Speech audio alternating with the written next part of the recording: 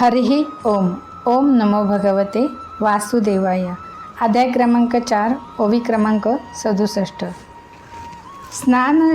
स्नानशौचक्रियाहीनो दुर्भक्षी क्रोधवर्धितः दुष्परिग्रहकर्ता च शवहस्तेन भोजनम. स्नान वगैरे तो करीतच नव्हता. अभक्षही भक्षण करीत होता. क्रोधाच्या आहारी गेला होता. वाईट वस्तूंचा तो संग्रह करीत असे. प्रेताच्या हाताने स्पर्श केलेले अन्नही तो खात असे. ओवी क्रमांक 68. चौरहा सर्वजनद्वेषी परवेश्मप्रदीपकः लालनायार्भर्ग का धृत्वा सद्यः कूपे न्यपातयत. चोरी करणे, सर्वांचा द्वेष करणे, दुसऱ्यांच्या घरांना आगी लावणे हा त्याचा स्वभाव होता. लहान मुलांना खेळण्यासाठी म्हणून कडेवर घेई आणि त्यांना लगेच विहिरीत टाकून देत असे. ओवी क्रमांक 69. हिंसकः शस्त्रधारी च दीनांधांना प्रपीडकः चांडालाभीरतो नित्यं पाशहस्तः श्वसंगतः. हत्या करणे, हातात शस्त्र घेऊन आंधळे, दीन, दुःखी यांना त्रास देणे हे त्याचे काम असे. चांडाळांविषयी त्याला विशेष प्रेम होते. हातात फास घेऊन कुत्र्यांना बरोबर घेऊन तो शिकार करण्यासाठी पटकत असे. ओवी क्रमांक 70. तेन वेश्या कुसंगेन पित्यन्वित्तं तु नाशितं एकदा पितरौताड्य प्रात्राणि स्वयमाहतरत. वेश्यांच्या जाळ्यात अडकून त्याने आपल्या वडिलांची सर्व संपत्ती उधळून टाकली. एक दिवस मातापित्यांना बडवून घरातील सर्व भांडी कुंडी तो घेऊन गेला. ओवी क्रमांक 71. तत्पिता कृपणः पौश्चे धनहीनो रुरोदः वंद्यत्वं तु समीचीन कुपुत्रो दुःखदायकः. अशा प्रकारे सर्व संपत्ती नष्ट झालेली पाहून तो बिचारा बाप ओक्साबोक्षी रडत म्हणाला, वांजपणा परवडला, पण कुपुत्र हा अत्यंत दुःख देणारा ठरतो. ओवी क्रमांक 72. क्व तिष्ठामि क्व गच्छामि को मे दुःखः व्यपोहयेत प्राणान् सत्यजामि दुःखेन हा कष्टं मम संस्थितम्. आता मी कोठे राहू, कोठे जाऊ, माझे हे दुःख कोण नाहीसे करील. माझ्यावर तर मोठे संकट आले आहे. या दुःखामुळेच मी आता जीव देतो. ओवी क्रमांक 73. तदानीतु समागत्य गोकर्ण ज्ञानयुक्तः संबोधयामास जनकं वैराग्यं परिदर्शयनम्. त्याच वेळी ज्ञानी गोकर्ण तिथे आला आणि त्याने पित्याला वैराग्याचा उपदेश करीत समजावण्याचा प्रयत्न केला. ओवी क्रमांक 74.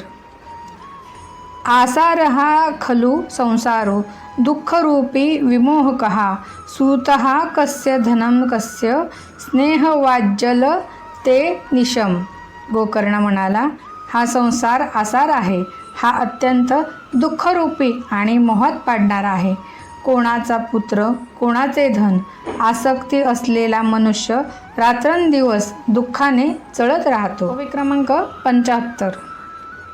न चेंद्रस्य सुखं किंचिन्न सुखं चक्रवर्तिनः सुखमस्ति विरक्तस्य मुनेरेकांत जीवनः.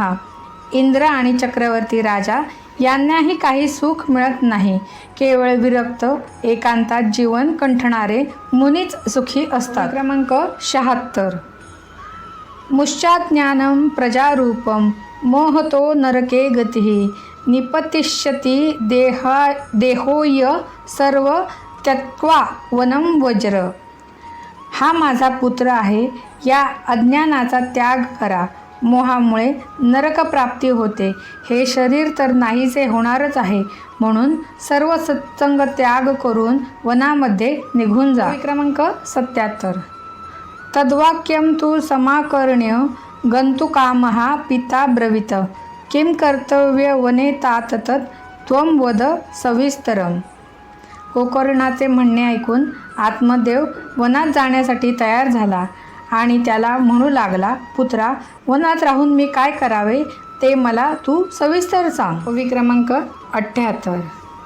अंधकूपे स्नेहपाशे बद्धः पंगुरः शठः कर्मणा पतितो नूनं मामुद्धर दयानिधे. मी खरोखर मूर्ख आहे. पूर्वकर्माने स्नेहपाशात बांधला जाऊन मी पांगळ्याप्रमाणे या घररूपी अंधाऱ्या विहिरीत पडून राहिलो आहे. हे दयाळू, यातून माझा उद्धार कर. गोकर्ण उवाच. ओवी क्रमांक 79. देहेस्ती मांसरू धीरे भीमंती त्यजत्वं जायासूतादिषु सदा ममतां विमुच्य पश्यानिशं जगदीधं क्षणभंगनिष्ठं वैराग्यरागरसिको भव भक्तिनिष्ठः. गोकर्ण म्हणाला, हे शरीर हाडे, मांस आणि रक्ताचे कोठार आहे. शरीर म्हणजे मी असे म्हणणे सोडून द्या आणि स्त्रीपुत्रांना सुद्धा आपले मानू नका.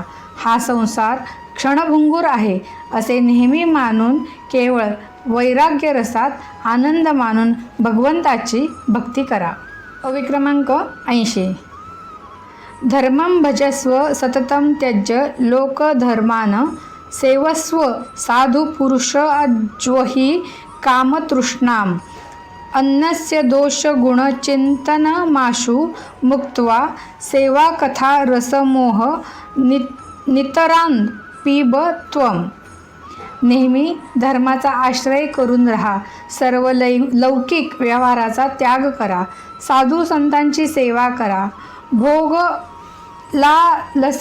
लालसेला जवळही येऊ देऊ नका.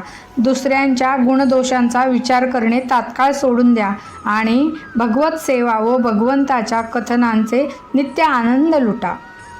ओवी क्रमांक 81.